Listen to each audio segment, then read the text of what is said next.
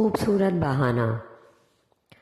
حضرت مغیرہ بن شعبہ رضی اللہ عنہ عرب کے نہایت ذہین اور فطین افراد میں سے تھے۔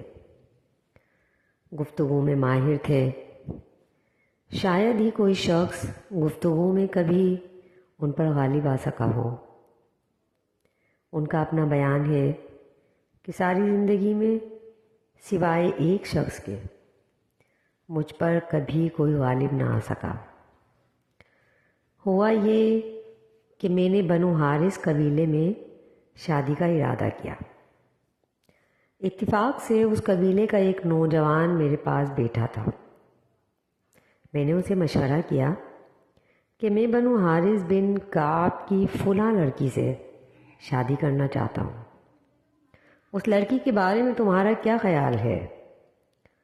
اس نوجوان نے مجھ سے کہا، اے امیر، اس میں آپ کے لیے کوئی خیر اور بھلائی نہیں ہے۔ میں نے پوچھا، آخر ماجرا کیا ہے؟ اس نے کہا، میں نے ایک آدمی کو دیکھا جو اس لڑکی کو بوسہ دے رہا تھا۔ میں نے یہ سن کر اس لڑکی سے شادی کی نیت چھوڑ دی۔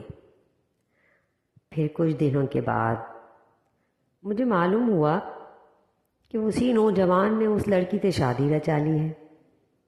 تو مجھے بڑا تعجب ہوا اور دکھ بھی ہوا۔ میں نے اس سے کہا کہ تم